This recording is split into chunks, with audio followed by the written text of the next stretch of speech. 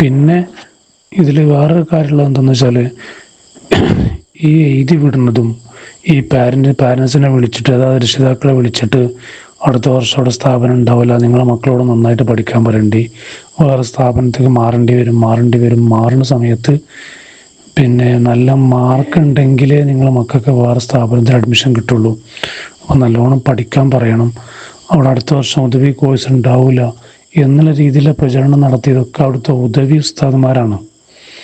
അവിടെ ഇപ്പോൾ നമ്മൾ ബന്ധപ്പെടുന്ന വാഫിയായിട്ടുള്ള ഉസ്താദന്മാരുണ്ട്, ഹൈത്തമികളുണ്ട്, ഗസാരികളുണ്ട്, ഇങ്ങനെ പല ഉസ്താദന്മാരവിടെ ഉണ്ട്. നമ്മളെ മക്കളെ പല വിഷയങ്ങൾ പഠിപ്പിക്കുന്ന ഉസ്താദന്മാരോട് രക്ഷിതാവ് എന്ന് പറഞ്ഞാൽ ഞാനൊക്കെ ഏകദേശം എല്ലാ ഉസ്താദന്മാരോടും ഞാൻ ബന്ധപ്പെടാറുണ്ട്.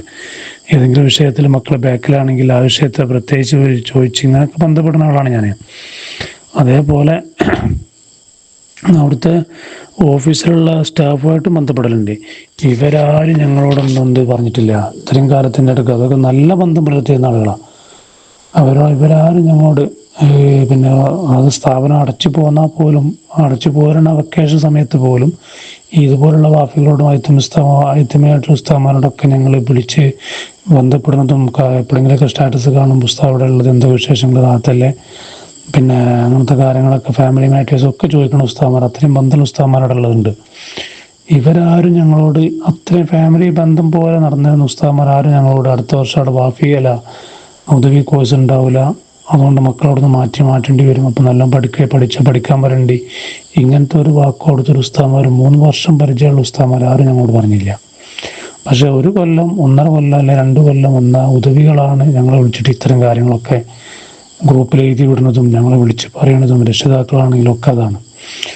1 വർഷം മാത്രം അവിടെ പരിചയമുള്ള കുറേ രക്ഷിതാക്കളും ഒക്കെയാണ് വിളിച്ചിട്ട് പറയണത് മക്കളോട് നല്ല പഠിക്കാൻ വരേണ്ടി, അടുത്ത വർഷം ഉദവി കോഴ്സ് അവിടെ ഉണ്ടാവില്ല എന്ന് പറയുന്നത്. ഇതൊക്കെ കാരണമാവാം മാനേജ്മെൻറ്റ് ഉദവി എന്നുള്ളത് 4-5 ഉദവികളെ പറ്റുള്ളൂ എന്ന് പറയാനുണ്ടായ കാരണം തന്നെ ആവാം. കാരണം അവിടുന്ന് പെട്ടെന്ന് ഒഴിവാക്കി പോയതിലും കൂടുതൽ ഉദവികളാണുള്ളത്. അതുകൊണ്ടൊക്കെ ആവാം ഈ മാനേജ്മെൻറ്റ് ഇങ്ങനത്തെ തീരുമാനം എടുത്തിട്ടുണ്ടാവാം. അസ്സലാമു അലൈക്കും വറഹ്മത്തുള്ളാഹി. ഈ ഗ്രൂപ്പിലുള്ള എൻ്റെ ശബ്ദം ശ്രവിക്കുന്ന എല്ലാ സഹോദരന്മാരോടും ഷിഹാബ് തങ്ങൾ ഇസ്ലാം അക്കാദമിയുമായി ബന്ധപ്പെട്ട് നടക്കുന്ന ചർച്ചയിൽ ചില കാര്യങ്ങൾ പറയാതെ വയ്യ. അതായത് അവിടെ പഠിപ്പിച്ച ഒരു ഉസ്താദിൻ്റെ ഒരു ഫോൺ വരികയുണ്ടായി. എനിക്ക് കുറച്ച് ദിവസം മുന്നേ വന്നിരുന്നു, ഇന്നും വന്നിരുന്നു. അവിടെ പഠിപ്പിച്ച ഒരു ഉസ്താദ്, ഉദവി അല്ലാത്ത ഒരു ഉസ്താദ്. ആ ഉസ്താദിൻ്റെ സങ്കടം പങ്കുവെക്കുകയാണ്. ഉസ്താദ് പറയാണ്, ഉസ്താദിനെ എന്താ പറയുക, ചവിട്ടിങ്ങനെ താഴ്ത്തുമല്ലോ, നമ്മൾ മണ്ണിൻ്റെ അടിയിലേക്ക് ഇങ്ങനെ ചവിട്ടി താഴ്ത്തുക, അരച്ചു കുടിക്കുക എന്നൊക്കെ പറയുന്ന മാതിരി ഒരു കൂട്ടം ആളുകൾ വിമർശിക്കുക. ഒന്ന് മുഖത്തൊന്ന് അടിക്കുകയാണെങ്കിൽ അത്ര വിഷമം ചിലപ്പോൾ ഒരാൾക്കും ഉണ്ടാവില്ല, അല്ലെങ്കിൽ 2 കൊടുക്കുകയാണെങ്കിൽ ഉണ്ടാവില്ല, അല്ലെങ്കിൽ അവനെ കൊല്ലുകയാണെങ്കിൽ അവനുണ്ടാവില്ല. അല്ലാതെ രൂക്ഷമായി വിമർശിക്കുന്ന ഒരവസ്ഥ ഒരു ഉസ്താദിന് അവിടെ അനുഭവപ്പെട്ടു എന്ന് അറിയാൻ സാധിച്ചതിൽ വളരെ സങ്കടമുണ്ട്. നമ്മൾ വിചാരിച്ച മാതിരിയൊന്നും അല്ല അവിടെ ഉണ്ടായിരുന്ന ഉദവികൾ ഈ സ്ഥാപനത്തിനെതിരെ ചെയ്തത്. ബഹുമാനപ്പെട്ട സയ്യിദുൽ ഉലമക്ക് വേണ്ടി സംസാരിച്ചതിൻ്റെ പേരിൽ അവിടെയുള്ള വേറൊരു ഉസ്താദിനെ ക്രൂശിക്കുക വരെ ചെയ്തു എന്നാണ് അറിയാൻ കഴിഞ്ഞത്. സമസ്തയുടെ സ്ഥാപനത്തിൽ, SKSF സ്ഥാപനത്തിൽ, സമസ്തയുടെ ദാറുൽ ഹുദ സംവിധാനത്തിൽ പഠിക്കുന്ന കുട്ടികൾക്ക് സമസ്ത പറഞ്ഞതിൻ്റെ പേരിൽ ഈ ഉസ്താദിനെ രൂക്ഷിച്ചു എന്നാണ് അറിയാൻ കഴിഞ്ഞത്. ഞാൻ ചോദിക്കട്ടെ, എന്തായിരുന്നു ഇവരുടെ ലക്ഷ്യം? ഏറ്റവും വലിയ ഷെയ്ഖ് ബഹാവുദ്ദീൻ നദവി ആണെന്നും അതിൻ്റെ മേലെ വേറൊരാൾ ഇല്ല എന്നുമൊക്കെ ആണത്രേ ഇവർ പഠിപ്പിച്ചു കൊടുക്കുന്നത്. അതിൻ്റെ സംശയം ചോദിക്കാൻ വേണ്ടി ആ കുട്ടികൾ ഈ ഉസ്താദിൻ്റെ അടുത്ത് ചെന്നപ്പോൾ ഈ ഉസ്താദ് ആ കുട്ടികളോട് സാമ്യമായ രീതിയിൽ മറുപടി പറഞ്ഞു. അതായത്, ഞാൻ പഠിച്ചത് ഇന്ന സ്ഥലത്താണ്, ഞാൻ പഠിച്ചത് ഇങ്ങനെയാണ്, നമ്മൾ പണ്ഡിതന്മാരെയാണ് കാണുന്നത്. ബഹാവുദ്ദീൻ നദവി ഉസ്താദ് വലിയൊരു പണ്ഡിതനൊക്കെ തന്നെയാണ്, ഏറ്റവും വലിയ ആളാണ് എന്നുള്ളതിൽ എനിക്ക് അഭിപ്രായമില്ല എന്ന് പറയുകയുമുണ്ടായി. അതുപോലെ എന്നിട്ട് ഈ ഉസ്താദിനെ അവിടെയുള്ള മറ്റു ഉദവി ഉസ്താദുമാർ വിളിച്ചുകൊണ്ട് ഈ ഉസ്താദിനോട് പറയാണിത്രേ, നിങ്ങൾ പറയാൻ പറ്റൂല, നിങ്ങൾ സമസ്തന്റെ ഒപ്പം നിൽക്കുന്നത് കൊണ്ട് ബുദ്ധിമുട്ടുകളൊക്കെ ഉണ്ടാവുന്നോ, അങ്ങനെ എന്ത് വേർഡുകളൊക്കെ ഉപയോഗിച്ചു എന്നാണ് അറിയാൻ കഴിഞ്ഞത്. ഞാൻ ചോദിക്കട്ടെ, സമസ്തന്റെ കൂടെ നിന്നതിന്റെ പേരിലാണോ ഷിഹാബ് തങ്ങൾ ഇസ്ലാം അക്കാദമിയെ ഈ ഉദവികൾ ചേർന്നുകൊണ്ട് ഇങ്ങനെ രൂക്ഷമായി ക്രൂശിച്ചത്? അവിടെ അവസാന ഘട്ടത്തിൽ പഠിപ്പിച്ച ഉദവികൾക്ക് എല്ലാവർക്കും അതിൽ പങ്കുണ്ട്. ഈ ഉസ്താദ് പറയാണേ, ഏതോ ഒരു ഗസാലി ഉസ്താദ് ഒഴിച്ച് ബാക്കിയുള്ളവരൊക്കെ മൂപ്പരെ പരസ്യമായി അല്ലെ എല്ലാവരും ഇവിടെ കൂട്ടമായി ഒരാളെ എന്താ പറയാ, ചെന്നായി ആട്ടിൻകൂട്ടത്തിനെ ഓടിക്കുന്നു എന്നൊക്കെ പറഞ്ഞ പോലെ, പഴമൊഴിയൊന്നും എനിക്കറിയില്ല, പറയുന്നത് പോലെ കൂട്ടമായി ചെന്നുകൊണ്ട് ദ്രോഹിച്ചു എന്നാണ് പറയുന്നത്. അതായത് ഞാൻ പറഞ്ഞ പോലെ കയ്യേറ്റമായി എന്തെങ്കിലും ചെയ്യുകയാണെങ്കിലും കൂടി കുഴപ്പമുണ്ടായിരുന്നില്ല. ഇപ്പോൾ നമ്മളൊരു 10 ആളൊരു സ്ഥാപനത്തിൽ നിൽക്കുമ്പോൾ അതിൽ ഒരാൾ ക്രൂശിക്കുമ്പോൾ എന്തേക്കാര അവസ്ഥ? അങ്ങനെ അവസ്ഥ ഉണ്ടായി എന്ന് പറഞ്ഞ് ആ ഉസ്താദിന്റെ അനുഭവം ഉസ്താദ് പങ്കുവെക്കുകയുണ്ടായി. ആ ഉസ്താദിന്റെ അനുഭവങ്ങൾ ഇനി കുറേ പറയാനുണ്ട്. ഇപ്പോഴാണ് ഇങ്ങനെ ഓരോന്നോരോന്ന് കേൾക്കുന്നത്, ഓരോ ആളുകളുടെ അനുഭവ കഥകളും. ഞമ്മക്ക് തന്നെ അനുഭവങ്ങളുണ്ട്. നമ്മൾ സമസ്തയുടെ കൂടെ നിന്നതിന്റെ പേരിൽ, സമസ്തയോടൊപ്പം നിന്നതിന്റെ പേരിൽ, സമസ്തയുടെ സ്ഥാപനം എന്നുള്ളതിന്റെ പേരിൽ, സമസ്തയുടെ സ്റ്റാറ്റസും മറ്റുള്ള കാര്യങ്ങളും വെച്ചതിന്റെ പേരിൽ എൻ്റെ കുട്ടിയുടെ മാർക്ക് പോലും അവർ കമ്മിയാക്കിയിട്ടുണ്ട്. എൻ്റെ കുട്ടി നല്ല റാങ്കിൽ പാസ്സായി, 6ാമത്തെ റാങ്കിൽ എൻ്റെ കുട്ടി അവിടെ എക്സാം എഴുതിയ ആളായിരുന്നു. ഫസ്റ്റില് 6ാം റാങ്കായിരുന്നു. ആ റാങ്ക് അവർ 13ാമത്തെ റാങ്കിലോട്ട് മാറ്റി. നല്ലോണം അവൻ എഴുതിയെന്നാ പറഞ്ഞത്. അവൻ എഴുതിയതിന്റെ വിഷമം ഞാൻ പറയുകയാണെങ്കിൽ, എൻ്റെ കുട്ടിയെ ഞാൻ കൊണ്ടുവന്നിരുന്നത് അവിടെയുള്ള ഉസ്താദുമാർക്കൊക്കെ അറിയാം.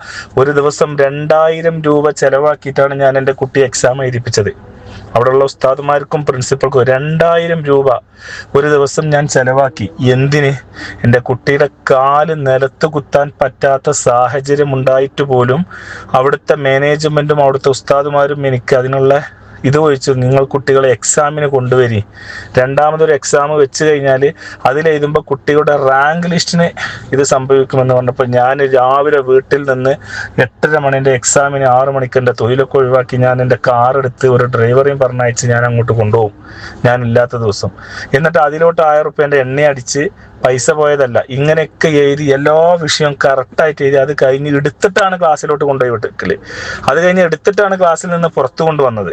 ഇതൊക്കെ ഇങ്ങനെയൊക്കെ കഷ്ടപ്പെട്ട് എഴുതിയിട്ട് പോലും നല്ലോണം പഠിച്ചൊരു കുട്ടിയുടെ മാർക്ക് നമ്മൾ സമസ്തയുടെ കൂടെ നിന്നതിൻ്റെ പേരിൽ ഇങ്ങനെ ക്രൂശിച്ചിട്ടുണ്ടെങ്കിൽ, ഇതുപോലെ എത്ര കുട്ടികളെ ഇവർ സമസ്തയോട് കൂടെ നിന്നവരെ ഇതാക്കിയിട്ടുണ്ട്.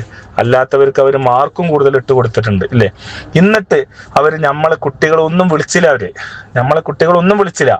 വേറെ അവർക്ക് വേണ്ടപ്പെട്ട കുട്ടികളെയും വേണ്ടപ്പെട്ട രക്ഷിതാക്കളെയൊക്കെ വിളിച്ച് അവർക്ക് വേണ്ടപ്പെട്ട ഓരോ സ്ഥാപനത്തിൽ അവർ അവസരം ഉണ്ടാക്കി കൊടുത്തു. നമ്മളൊക്കെ കുട്ടികളെ ഏതോ സ്ഥാപനത്തിലോട്ട് നിങ്ങൾ വേണമെങ്കിൽ പോയിക്കോളൂ, ഇല്ലെങ്കിൽ പോകണ്ട എന്ന രീതിയിൽ സംസാരിച്ചു. എന്നിട്ട് അവിടെ സംഭവിച്ചതറിയോ? ബുക്കിന്റെ പൈസ അവര് വാങ്ങി. ഞാൻ ചോദിക്കട്ടെ, ആ സ്ഥാപനം ഒഴിവാക്കണമെന്ന ആ മാനേജ്മെന്റിന് ആവശ്യമുണ്ടെങ്കിൽ അവർ ഈ കുട്ടികളുടെ ബുക്കിന് പൈസകളൊക്കെ വാങ്ങുമോ? ഇല്ല. എൻ്റെ കുട്ടിയുടെ ബുക്കിന് 2000 ചില്ലാനും രൂപ അവർ വാങ്ങിയിരുന്നു. എനിക്കതിൻ്റെ വിഷമമുണ്ടായി. എൻ്റെ കുട്ടി പഠിക്കണില്ല. ഞാൻ ലാസ്റ്റ് ദാറുലുദയ്ക്ക് വിളിക്കണോ എന്ന് ചോദിച്ചു. സാബിക് ഉദവി ഉസ്താദിനെ വിളിച്ച് ഞാൻ പറഞ്ഞു, എൻ്റെ കുട്ടിയുടെ ഫീസ് ഞങ്ങൾ അവിടെ തന്നിട്ടുണ്ട്, അത് തരൽ നിങ്ങളുടെ ഉത്തരവാദിത്തമാണ്. എൻ്റെ കുട്ടിയുടെ 2300 റുപ്യ മൂപ്പര് മിനിഞ്ഞാന്ന് എനിക്ക് അയച്ചു തന്നു. മിനിഞ്ഞാന്നോ 4 എനിക്ക് അയച്ചു തന്നു. ചോദിച്ചിട്ട് കുറേയായി. എനിക്ക് എൻ്റെ പൈസ കിട്ടണം, ഇല്ലെങ്കിൽ ഞാൻ ദാറുൽഹുദയിലോട്ട് വരും, ഇല്ലെങ്കിൽ ഞാൻ എങ്ങോട്ടച്ച വരാൻ ഞാൻ തയ്യാറാണ്. ഞാൻ സ്ഥാപനത്തിന് വേണ്ടി നമ്മൾ കൊടുക്കും, ഇവർക്കും കൊടുക്കലുണ്ട്, എല്ലാവർക്കും കൊടുക്കലുണ്ട്, കൊടുക്കുന്നതിനല്ല പറയുന്നത്. അങ്ങനെ അവർ അയച്ചു തന്നു. എന്തിനാണ് ഇവർ ഇങ്ങനെയൊക്കെ ചെയ്യുന്നത്? അത് ഞാൻ ആവശ്യപ്പെട്ടതാണ്. എന്തിന്? ഞാൻ ചോദിക്കട്ടെ, സമസ്തയും ദാറുൽഹുദയും ഒക്കെ ഒരുപാട് ബഹുമാനിക്കുന്ന, നമ്മളെ കുട്ടി ഒരു ഉദവിയായി മാറണം എന്ന് ആഗ്രഹിച്ചവരാണ് നമ്മൾ. ഇവരുടെ ഒരു ചർച്ച 3 വർഷം മുന്നേ എന്നോട് വേണ്ടപ്പെട്ട ഒരാൾ പറയാണ്, അവിടെ ഒരു ഒരു ഇ.കെ. ദാരിമി ഒക്കെ ഉണ്ടല്ലോ, അവരൊക്കെ വിചാരം എന്താണ്? അവരൊക്കെ എന്താ കരുതിയിട്ടുള്ളത്? അവരെ കുറിച്ചൊക്കെ എന്താ കരുതിയിട്ടുള്ളത്? അവിടെ ദാറുൽഹുദന്റെ പ്രോട്ടോകോൾ വന്നിട്ട് എന്താണെന്നറിയോ? ഉദവികൾ 20 ഉസ്താദുമാരുണ്ടെങ്കിൽ 15 ആളും ഉദവികൾ വേണമെന്നാണ്. അങ്ങനെ ഉദവികളെ ഒഴിവാക്കണം എന്നൊക്കെ പറയുന്നുണ്ട് എന്നൊക്കെ പറഞ്ഞ ഒരാൾ എന്നോട് കുറെ മുന്നേ സംസാരിച്ചതാണ്. അതുപോലെ പല അനുഭവങ്ങളും ദാറുൽ ഹുദയിൽ പോയപ്പോൾ ഉണ്ടായ ഒരു അനുഭവം ഞാനത് പങ്കുവെക്കുന്നില്ല. അതൊക്കെ പങ്കുവെച്ച CCTV ഉണ്ടെങ്കിൽ ദാറുൽ ഹുദയിൽ പോയി പരിശോധിക്കാം. അതേപോലെ ദാറുൽ ഹുദയിൽ ഇവർ രക്ഷിതാക്കളെ വിളിച്ച് മീറ്റിങ്ങിൽ നമ്മളെ ഒന്നും വിളിച്ചിട്ടില്ല. ഞങ്ങൾ കുറച്ച് ആളുകളും പോയി, നമ്മളെ വിളിച്ചിട്ടേ അല്ല. ഈ പറയണ സാബിഖ് ഉദവി ഉസ്താദ് ആയിക്കോട്ടെ, സിയാദ് ഉദവി ഉസ്താദ് ആയിക്കോട്ടെ, അവർക്ക് വേണ്ടപ്പെട്ട ആളുകളെ വിളിച്ച് അവർക്ക് വേണ്ടപ്പെട്ട പേപ്പറുകൾ ശരിയാക്കി, അവർക്ക് വേണ്ടപ്പെട്ട ആളുകൾക്ക് ഇത് ശരിയാക്കി, അവരോടൊപ്പം നിൽക്കുന്ന ആളുകളെ, അവരോടൊപ്പം നിൽക്കുന്ന രക്ഷിതാക്കളുടെ മേൽ മൂർച്ച കൂട്ടി അവർ പല രീതിയിൽ പല വഴിക്ക് അവർ നീങ്ങി. ഞങ്ങളൊന്നും വിളിച്ചില്ല. നമ്മളും റിസ്ക് എടുത്തുകൊണ്ട് ഇവിടുന്ന് ദാറുൽ ഹുദയ്ക്ക് അന്നത്തെ മീറ്റിങ്ങിന് പോയി. അവിടെ അന്ന് CCTV ഉണ്ടായിരുന്നു, അവരന്ന് ക്യാമറ വീഡിയോ പകർത്തിയിട്ടുണ്ടായിരുന്നു. ആ ക്യാമറ വീഡിയോകൾ പരിശോധിച്ചാൽ അവിടെ എന്താണ് സംഭവിച്ചത്, നമ്മളൊക്കെ എന്താണ് പറഞ്ഞത് എന്നുള്ളത് കാണാൻ കഴിയും. പച്ച നുണ മറ്റുള്ളവർ പ്രചരിപ്പിച്ചിട്ടുണ്ടായിരുന്നു. ബഹുമാനപ്പെട്ട ഷാഫിയാജി അവിടെ ഉണ്ടായിരുന്നു, ബഹുമാനപ്പെട്ട ഏതൊരു വാപ്പുഹാജി എന്ന് പറയുന്ന ഒരു വ്യക്തിയും, റഫീഖ് ഉദവി എന്ന് പറയുന്ന അവിടുത്തെ മെയിൻ ആളും ഒക്കെ അവിടെ ഉണ്ടായിരുന്നു. അവരൊക്കെ നമ്മളൊന്നും പറയുന്നത് ചെവി കൊള്ളാതെ, മറ്റുള്ളവർ ദാറുൽ ഹുദയെ കുറിച്ച് മാത്രം പറയുന്ന ആ പൊങ്ങച്ചങ്ങൾ മാത്രം കേട്ടുകൊണ്ട്, നമ്മൾ പറയുന്നതിന് ഒരു വില പോലും കൽപ്പിക്കാതെ അവരിൽ അടിച്ചാക്ഷേപിക്കുകയാണ് ചെയ്തത്. എന്തിനു വേണ്ടി? നമുക്ക് വളരെ സങ്കടമുണ്ട് ഈ കാര്യത്തിൽ. ഒരു ഭാഗം, എല്ലാ ഭാഗവും കേൾക്കണ്ടേ? ഒരു ഭാഗം മാത്രം കേട്ടാൽ മതിയോ? ഒരു ഭാഗം മാത്രം കേട്ടു അവര്. എന്നിട്ട് ഈ സ്ഥാപനത്തെ ഇല്ലായ്മ ചെയ്തു. അതിലൊരു പങ്ക് അവർക്കുണ്ട്. ഈ സ്ഥാപനം ഇല്ലായ്മ ചെയ്തതിൽ ദാറുൽ ഹുദയുടെ കുട്ടികൾ അവിടെ പഠിപ്പിച്ച ഉദവികളായ ഉസ്താദുമാർക്കാണ് 100-ൽ 99% എന്ന് ഞാൻ ആണയിട്ട് പറയും. എവിടെ വേണമെങ്കിലും പറയും. ദാറുൽ ഹുദയിൽ പഠിച്ച് അവിടെ പഠിപ്പിച്ച എല്ലാ ഉദവികളെയും അല്ല പറയുന്നത്, അവിടെ പഠിപ്പിച്ച ഉദവികൾക്കാണ് അതിന് ഉത്തരവാദി. അവരാണ് ഫിത്ന ഉണ്ടാക്കിയത്, അവരാണ് തിരുത്തിട്ട് കൊടുത്തത്, അവരാണ് കുട്ടികളുടെ ഉള്ളിൽ വിഷമിട്ട് കൊടുത്തത്.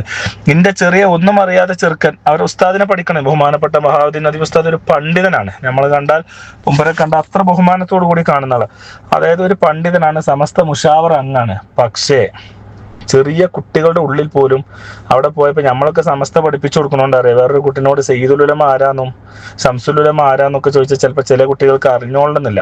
പക്ഷേ എൻ്റെ കുട്ടിനോട് ഞാൻ പറഞ്ഞാ അങ്ങനെ ഇങ്ങനെയൊക്കെ ഉണ്ട്, എന്തൊക്കെയാണ് കേൾക്കുന്നത്, അങ്ങനെ എന്നൊക്കെ പറഞ്ഞപ്പോൾ ബഹാവുദ്ദീൻ നദവി ഉസ്താദ് ഞങ്ങളെ വലിയ ഉസ്താദല്ലേ, ഇത് 1-ൽ പഠിക്കണ എൻ്റെ കുട്ടി ചോദിച്ചതാ. അപ്പൊ എത്രത്തോളം ഉണ്ട് അവരുടെ വിഷത്തിന്റെ കുത്തിവെപ്പ് എന്നുള്ളത് മനസ്സിലാക്കണം. ബഹാവുദ്ദീൻ നദവിനെ പഠിപ്പിക്കണം. ദാറുൽ ഹുദ കൊണ്ട് നടത്തിയത് മൂപ്പരാണ്.